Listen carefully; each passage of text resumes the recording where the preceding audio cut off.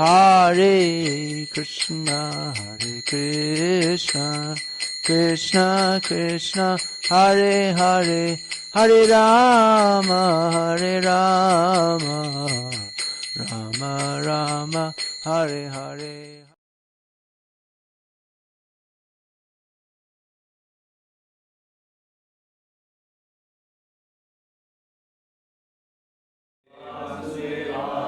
Om Namo Bhagavate Vasudevaya.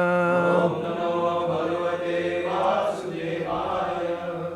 Om Ajnanatirmirandhasya Jnananjana Shalakaya Chakshurunmilitam Yena Tasmai Shri Gurave Namaha. Nama Shreshtham Manamapi Shatchiputram Atra Swarupam Rupam Tasyagajam Urupuring Mathurim Goshtavatim Radha Kundam Girivaramaho Radhika Madhavasham Prapto Yasya Prathita Kripaya Shri Gurum Tam Natasmi Andeham Shri Guru Shri Adhav Parikamalam Shri Gurun Vaishnavanscha Shri Rupam Sagrajatam Sahagana Raghunathan Vitam Tam Sajivam Sadvaitam Savadhutam Parajana Sahitam Krishna Chaitanya Devam Shri Radha Krishna Padan Sahagana Lalita Shvishaka Shri Radha Yav Pranaya Mahima Kidrisho Varnayaiva Svadyo Yenadbhuta Madhurima Kidrisho Madhyeha Sokyam Chatsya Mad Anubhavata Kidrisham Viti Lopat Tadbhavardhya Samajane Shatchi Garba Sindhu Harinduhu Hare Krishna, Krishna Krishna, Hare Hare, Hare Rama, Rama Rama, Hare Hare. Song of Srila Bhaktivinoda Thakur's composition.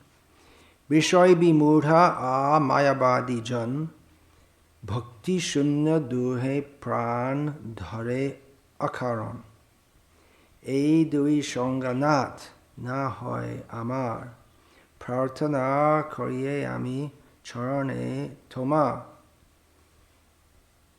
She Due Modhe Bishoy Tabu Bhalo Mayavadi Shonga Nahi Magi Kono Kalo Vishoy Hridoy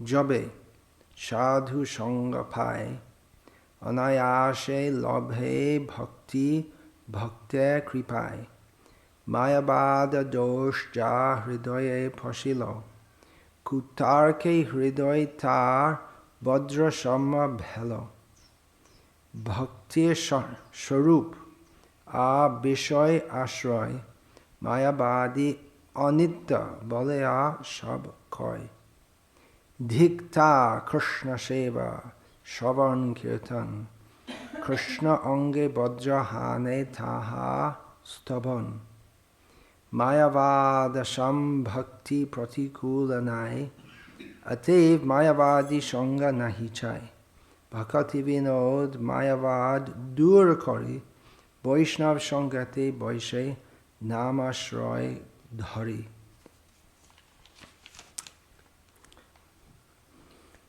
So, even if you didn't understand all that was said, you could understand that it's about Mayavad. It's actually about Mayavadis. Yeah, about Mayavadis. And you can imagine that it's nothing very flattering to them. This comes in the Sharanagati series of songs by Srila Thakur Bhaktivinoda. In this section, Pratikulya Varjam, giving up that which is unfavorable to devotional service, or pratikul actually means more like inhibiting, antithetical to devotional service. So,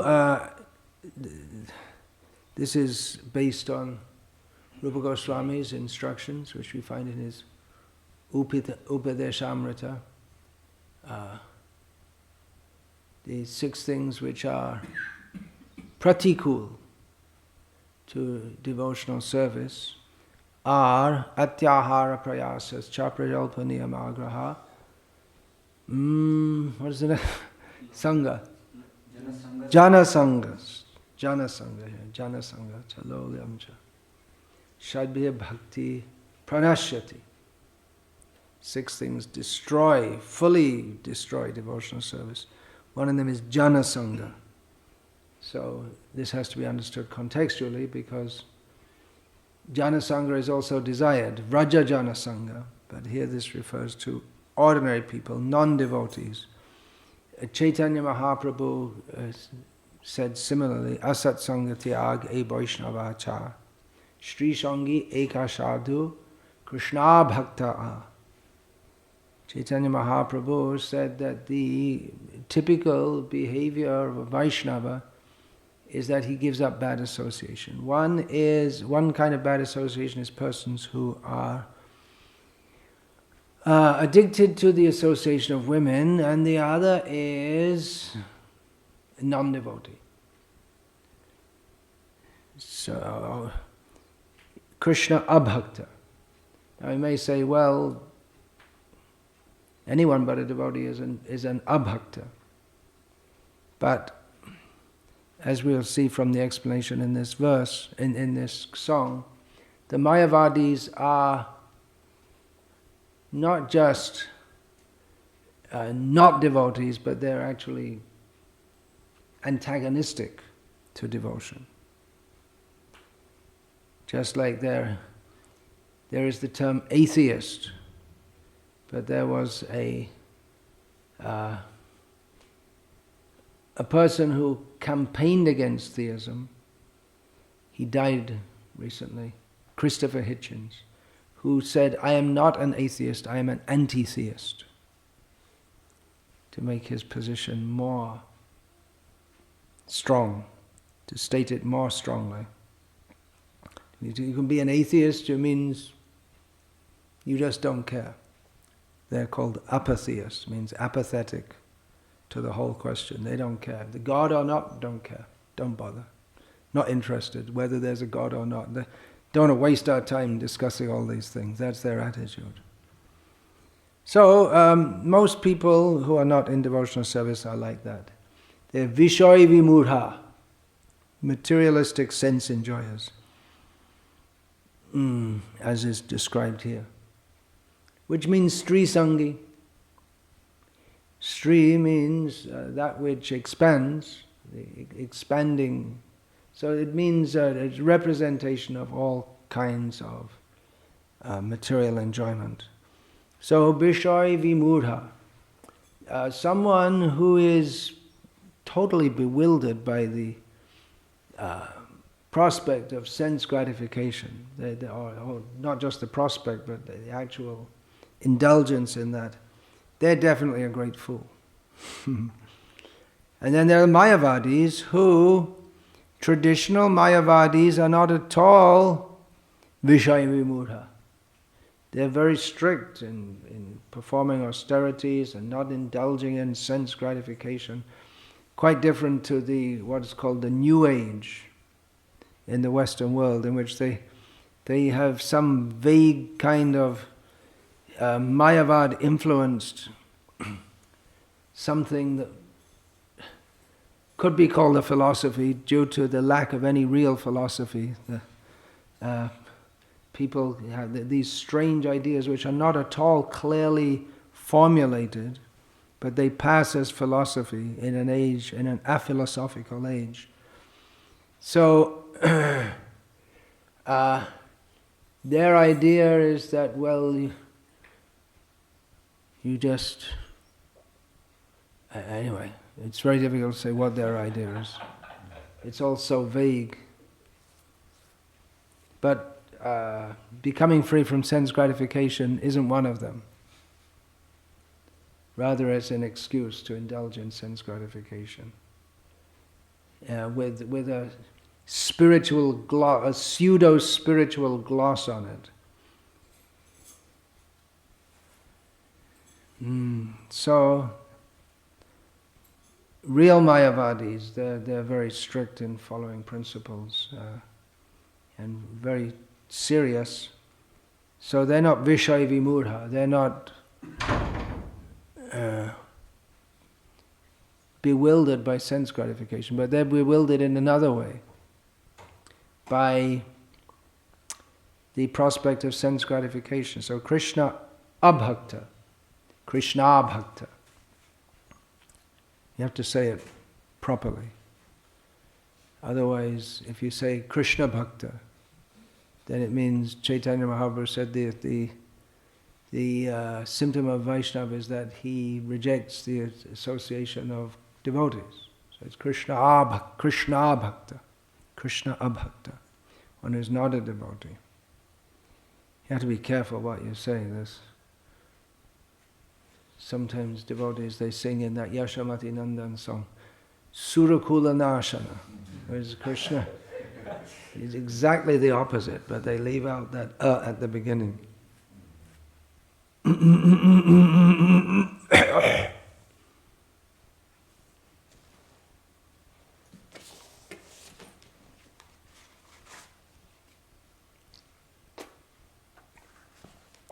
So, Bishai Bimura Mayavadi Jan Bhakti Shunna Duhe Pran Dhare Akaran.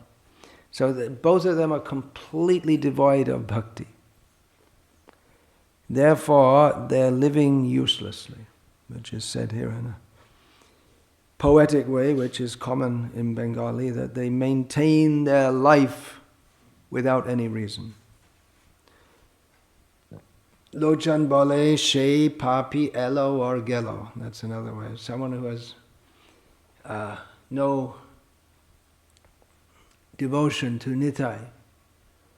There is such a person, such a sinful person. They came and they went. That's their whole life story. They came, they lived, and they died. That's all. That's nothing else to say about them. They uselessly lived their life. So, bhakti shunna duhe pran dhare akaran. E dui shonganat na hoyama. Prarthana kariye ami charane toma. O Nata, O Lord, Bhagavan, I pray at your lotus feet, at your feet actually, but his feet means lotus feet, that I may not have the association of these two types of people, gross materialists and Mayavadis. So among them, if you want to make a comparison, who's the worst? Well, the gross materialists must be the worst, because at least the Mayavadis, they're spiritual, and they're not grossly involved they're not involved in sinful activities. But Bhaktivinoda Thakur says, Ei due madhe bishoy tabu bhalo. Among the two of them, the gross materialist is somewhat good. He's better. Because Mayavadi shange nahi magi konokala. Oh, he says, I don't desire the association of Mayavadis at any time. So that means at any time, in any circumstance, in any way, in any place. Sarvatra, sarvada, sarvata. These three terms are often used together in Sanskrit. Sarvatra, everywhere. Sarvada, in all...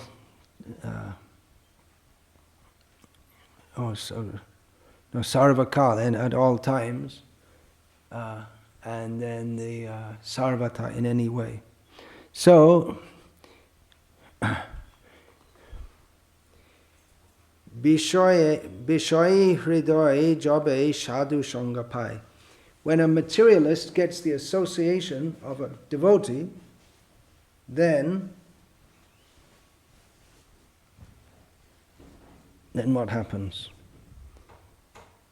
Anayashe labhe bhakti bhaktir kripai, then very easily he can take to devotion by the mercy of the devotees.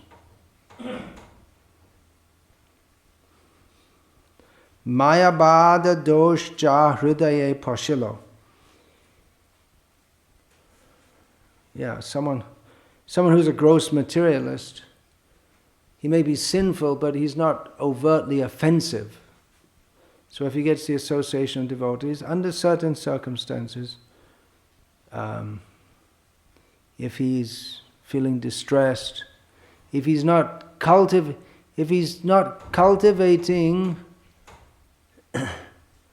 offenses to Krishna by bad association. He may be a gross materialist, but interested in sense gratification, but not an out-and-out demon. Someone who's interested in sense gratification is foolish, but not overtly offensive to Krishna or the devotees, and whose indulgence in sense gratification is not grossly demoniac.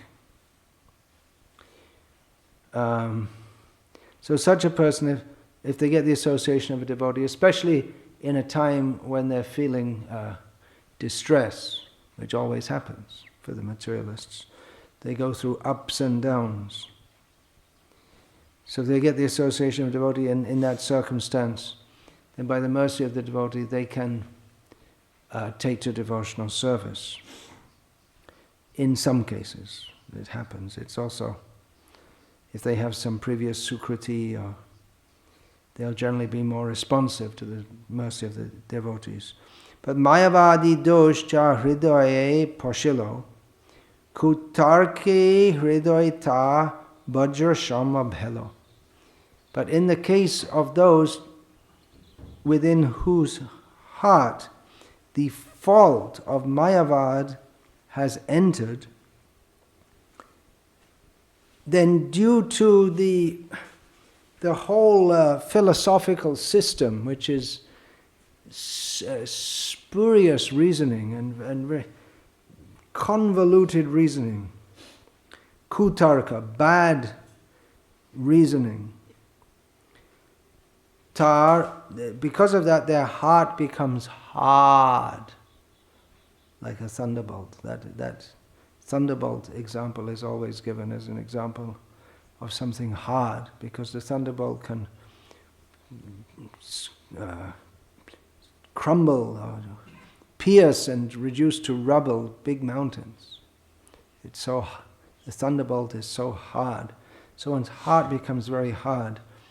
This word kutarka is also very much applicable to these Ritvigvadis, who they make all this very convoluted system of argumentation in which they take one quote from here, one quote out of context from one place, another quote out of context from another place, put them together and build their argument, and they do the same thing when they want to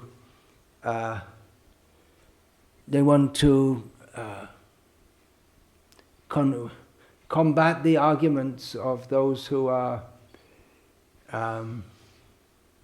opposing them. So they're very expert in argumentation, but the result is they don't get any bhakti. They may be convinced they're right, but by such paralogical argumentation, their heart simply becomes hard and think, oh, we defeated them.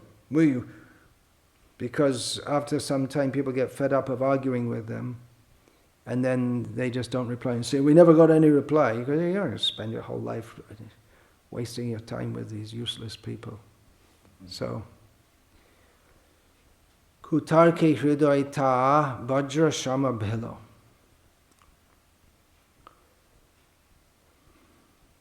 So, bhakti sharup a bishoy ashroy Mayavadi anitya balaya shabkoi. The Mayavadis say that the very nature of bhakti And Bishoy and Ashray, these are important terms in bhakti, to know that Krishna is the object of love, and the devotee is the receptacle, or the person who has the love. So bhakti is exchanged between the devotee and Krishna and the devotee. But the Mayavadis, they say, well, this is all temporary. When you really come to the highest level, then none of this matters. That's all right. That's all right for people on a lower level. But when you come to the higher level, then it's all the same. God and the devotee become the same. You become God. This Asaram Bapa, everyone's saying he's a rascal now. But those who are enlightened by Bhakti Vedanta, they could understand, even without his sexual escapades, which are not proved actually yet. He hasn't even come to the stage of being under trial yet. He's just under lock and key at the moment.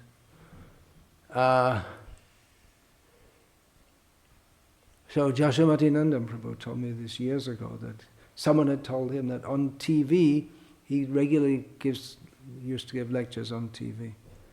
Then he had said that this Panduranga told Tukaram, one day Tukaram would come every day to the temple of Vitthal to glorify Vitthal, and one day Vitthal said to him, why are you coming? You don't have to come anymore. Now you're liberated. You and me are the same. You don't have to come anymore. Such a rascal. By telling stories which seem like stories of bhakti, he wants to kill bhakti. That's why we should never associate with such people. Even if he's Vishaivi Mudha, he's running after girls, that's not as bad as his offenses to Krishna. People think that he's very bad because he's running after girls. That's not the worst thing. The worst thing is his offensiveness to Krishna. Within Krishna consciousness also, those who we become very upset, and rightly so, if someone who is a spiritual leader falls into gross sense gratification. But that's not as bad as misrepresenting the philosophy of Krishna consciousness, so that people, by following such supposed spiritual leaders, they think that they're making spiritual advancement when they're not actually, because they didn't clearly differentiate between what is real and what is not. At the beginning of Bhagavatam, it states that Srimad Bhagavatam, it distinguishes reality from illusion for the benefit of all. So if someone, in the name of being a spiritual leader, confuses what is reality and what is illusion, then they're doing great disservice. They're mixing it up. Like Mayavadis, they mix everything up. So, Bhaktivinoda Thakur continues. Dhik ta Krishna Sheva Shravan Kirtan. You may say, well, the Mayavadis, they also chant Hare Krishna, and they may also hear about Krishna, but Bhaktivinoda Thakur said, Dhik, how nasty. He rejects. Fie, the English word, old English word, fie on the supposed service to Krishna and hearing about Krishna and chanting about Krishna. Krishna onge bajrahane taha stabon. Their prayers to Krishna are just like throwing thunderbolts at him, like enemies. Elsewhere, Bhaktivinoda Thakur writes that the weapons thrown at Krishna by the demons, they're not as painful to him as the prayers of the Mayavadis. There's a complete hypocrisy in their supposed bhakti. Mayavada sham bhakti pratikulanai. So this is in the section about that which is inimical to bhakti. So Bhaktivinoda Thakur says that there is nothing as unfavorable to bhakti or antithetical to bhakti as this Mayavad. Krishnadas Kaviraj Goswami also says that at the beginning of Chaitanya Charitamrita, when he's explaining Kaitav Dharma, he says that Taramadhe Mokha Bancha Kaitav Pradhan Jaha Hoite Krishna Bhakti Hoy Antardhan. He says that the Kaitav Dharma, cheating dharma, is dharma, artha, kama, moksha. And among that, the desire for moksha is the worst, because due to that, the Krishna Bhakti becomes completely spoiled. There's no chance of it ever happening. But Atev Mayavadi Shanga Nahichai. Therefore, I don't want the association of Mayavadis. Just to put it briefly. Bhakti Vinod, Mayavad Durakari, keeping Mayavad at a distance. Bhakti Vinod, Vaishnav Shangate Boishe Namashroy Dhari. Bhakti Vinod Thakur sits with the Vaishnavas at a long distance from Mayavad, taking shelter of the holy names of Krishna. So there's this whole idea among some sections of our ISKCON world that we should hang out with Mayavadis and associate with them and be nice to them, and gradually they'll become devotees. But it seems that the devotees are becoming more like Mayavadis because they don't straightforwardly speak about Krishna. Here Bhaktivinoda Thakur states that gross materialists, if they get the association of devotees, they can take to bhakti. But he says that Mayavadis won't.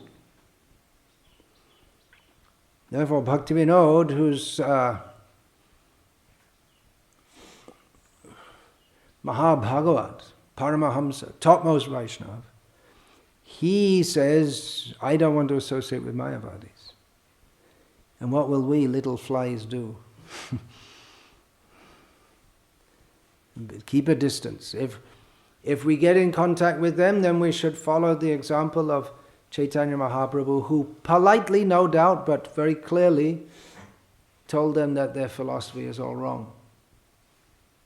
And he didn't just make friends with them on some kind of chummy basis. That, okay, let's be friends, and let's just be friends. And friends means you won't discuss philosophy. If someone's actually a Vaishnava and he's with a Mayavadi and they don't discuss philosophy, if they're going to be friends, which anyway is not possible, but then they means not discussing philosophy. Otherwise, you follow the example of Srila Prabhupada and Bhaktisiddhanta Saraswati. When they came in association, they combated them.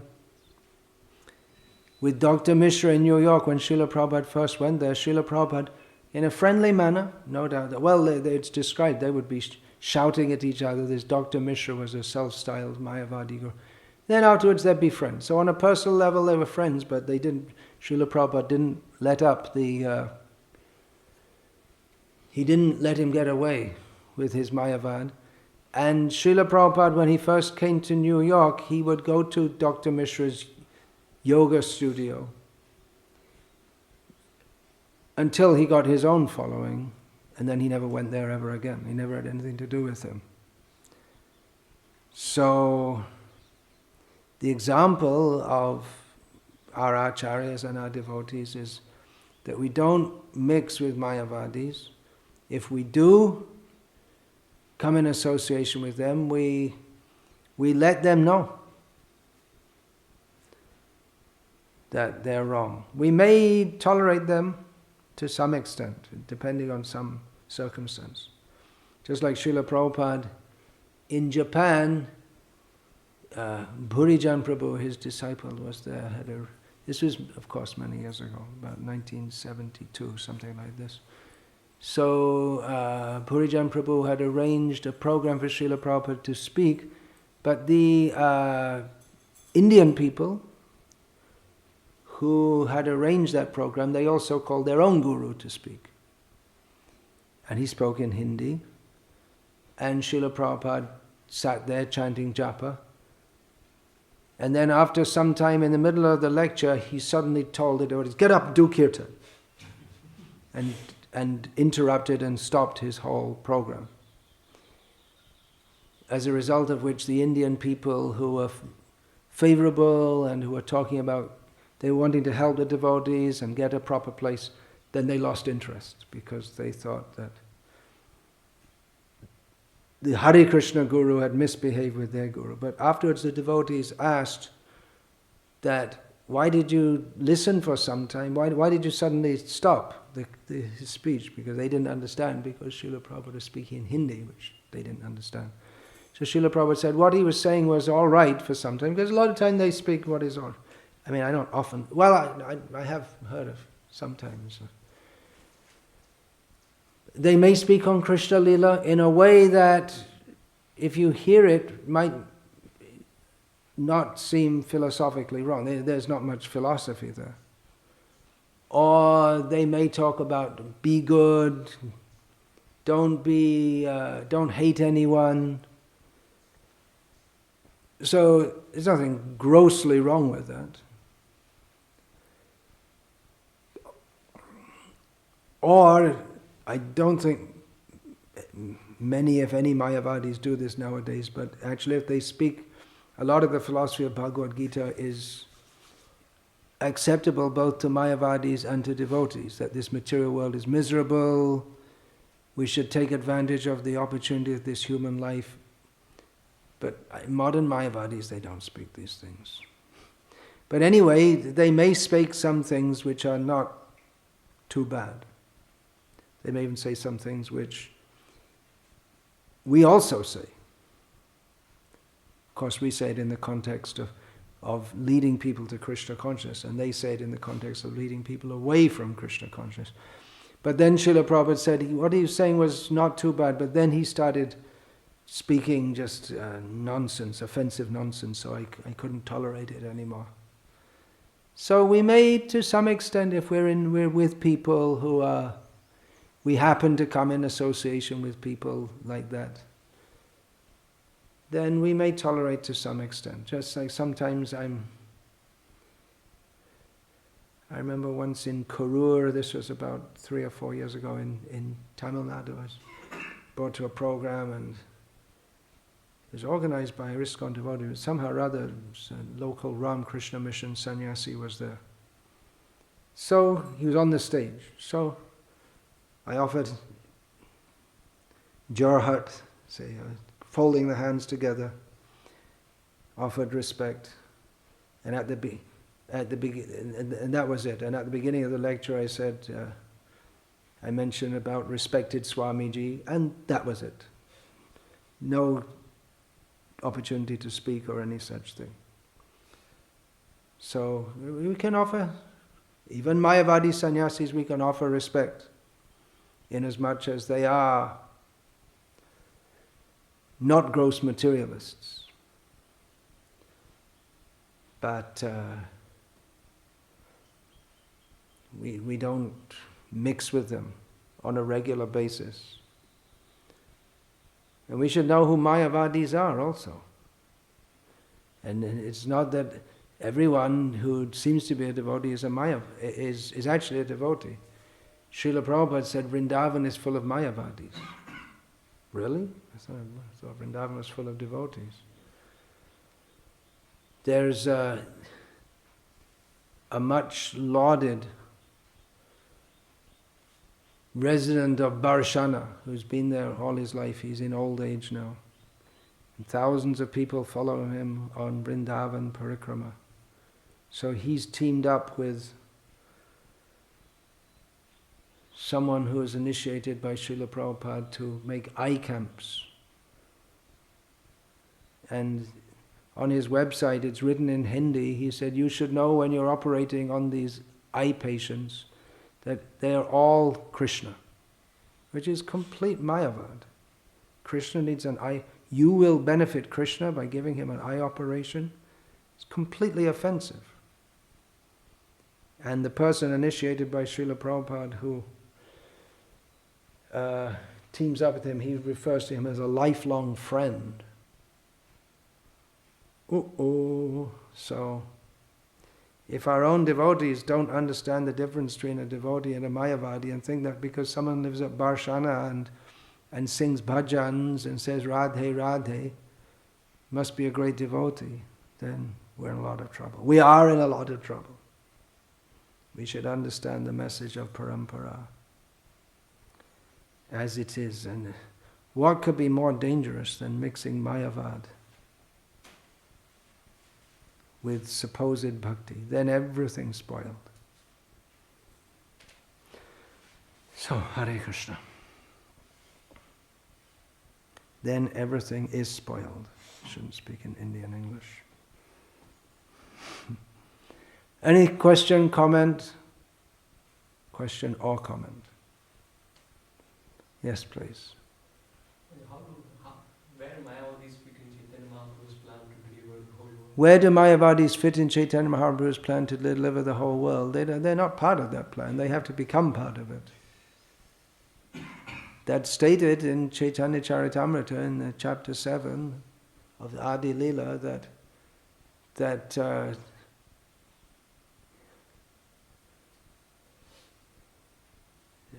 what is that? Mayavadi, Kutarkik, Parava Adham. There are certain it's stated that the Pancha Tattva, they delivered the whole world with love of Krishna, but some classes of people,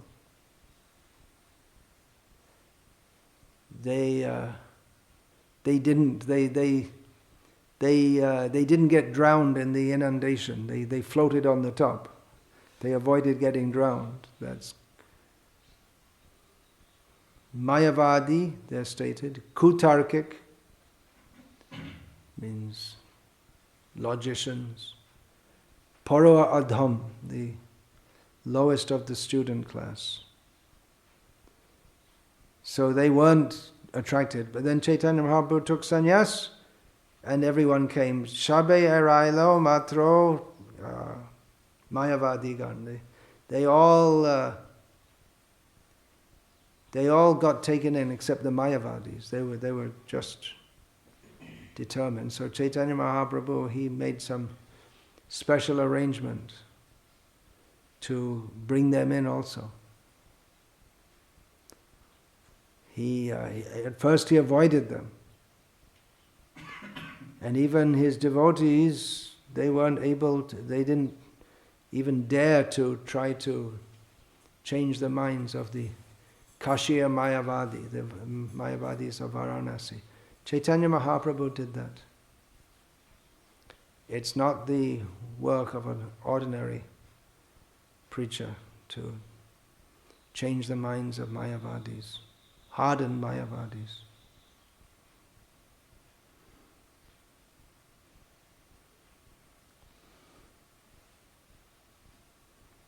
Doesn't mean we shouldn't speak against their philosophy, but to actually change them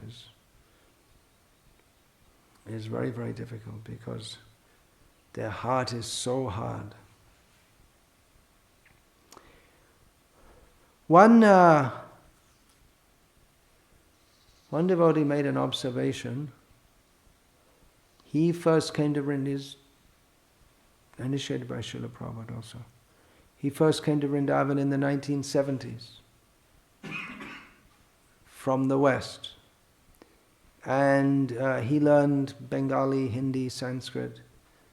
And recently he commented that in Vrindavan now, even the Mayavadis, they speak more about bhakti and the glories of bhakti. So even though they may not have a very clear conception of it, the effect of Srila Prabhupada's preaching has had tremendous effect at all levels. In one book written I believe in the 1980s, called Hare Krishna in India, written by a Western scholar. He said that the effect of Srila Prabhupada's disciples, the effect of ISKCON in Vrindavan, had been that now among the people of Vrindavan, to be devotee, to have more bhakti is considered more prestigious, whereas previously they didn't care very much. Last summer in England, a godbrother of mine who was he was in Vrindavan in the mid-1970s. He's from England, but actually from Scotland. I first saw him in Vrindavan when I first went there, or second time went there in 1977. So he was there during the period when the Krishna Balaram temple was being constructed. And he told me that recently he went and he spoke with one of the dignitaries of, one of the most respected people in Vrindavan. That's, who's that, Srivatsa Goswami, is it? That would be Radharaman Gera. So he said that this Goswami said to him that your Bhaktivedanta, by making his temple there, he shamed us into raising our deity worship standards. And actually it used to be in Vrindavan, most of the temples were all dirty and cobwebs and not cared for. And one reason, there's no money. No one was coming. Vrindavan, who was known? Hardly anyone was going to Vrindavan. And there are a lot more temples now also, a lot more everything. So it was a very quiet place. You could take a nice peaceful walk from Krishna Balaram temple to the town of Vrindavan. It was outside the town. You could walk, and the fields on both sides, with an ashram here and there, to the town, that town at Loi Bazaar and Gopinath Bazaar and Ajmandi and all that area. There was actually village, not village, but empty fields in between. Now there's no question of peace. From Krishna Balaram Mandir anywhere toward the town, it's all become the town. So the cumulative effect of preaching Krishna should have its effect. But it's not that Mayavadi is just going to vanish. Mayavadis generally, they have, and cheap popularistic preachers of so-called preachers of bhakti, they have much bigger crowds than we'll ever have. I was just speaking with Sahadev Prabhu. He said that who was that? Was it Sri Ravi Shankar or someone was coming to Hyderabad, and they'd have a pandal program with 2 lakh people. And in Baroda years ago, I remember they had a pandal arrangement for this.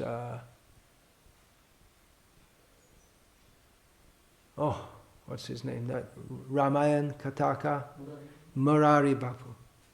And there's an arrangement for more than 1 lakh of people every day. So we'll never get those kind. Our message is not a popular message. Of course it may be, but it may come to that. But if we speak the truth, what we need to speak, then we can't expect that many people are going to come for it. If we entertain people or make them feel good, then many people will come. But simply to make people feel good and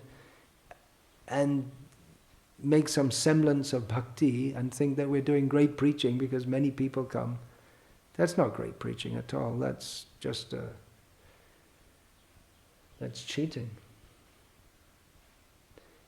Better to give one person the real thing than millions of people a diluted nonsense.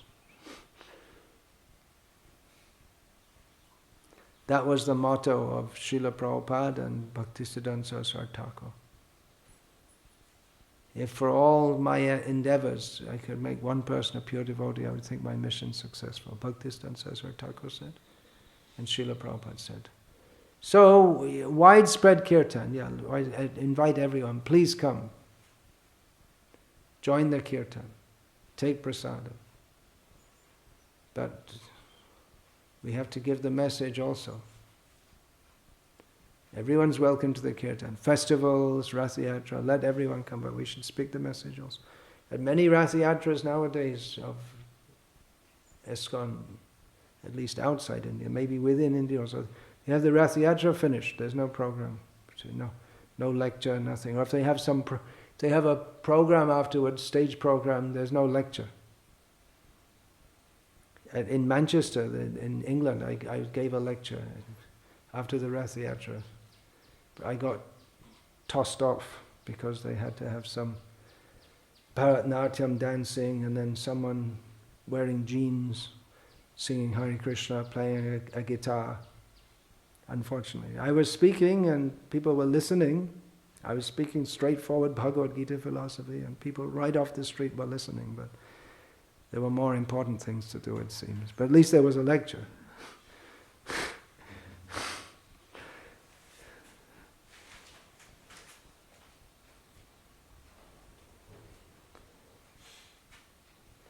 Yeah.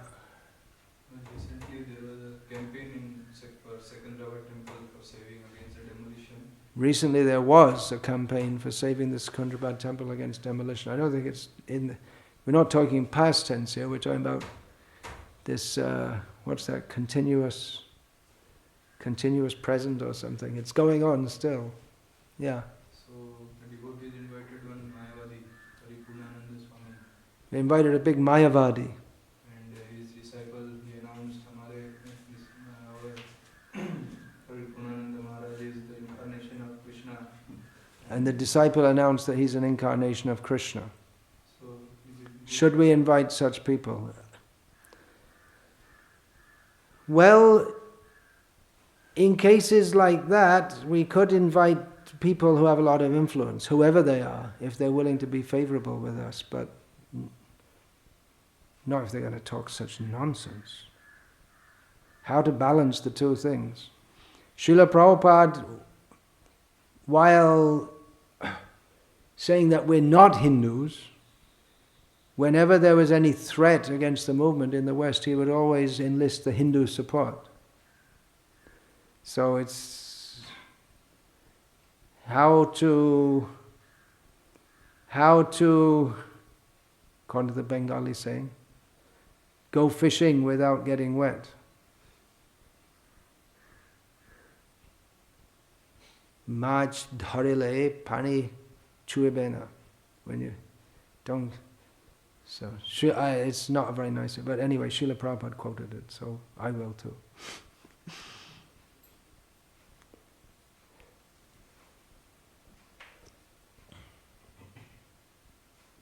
It's always sensitive when you come into, or dangerous to come in association with these people. Sometimes in a severe situation we may do so also.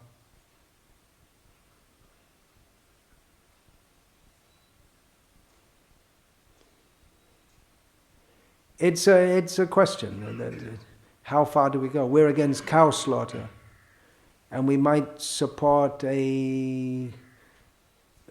lend support in some ways to a campaign run by Mayavadis to stop cow slaughter. We appreciate that. But then how much do we get involved with them? How far do we go? We have to see.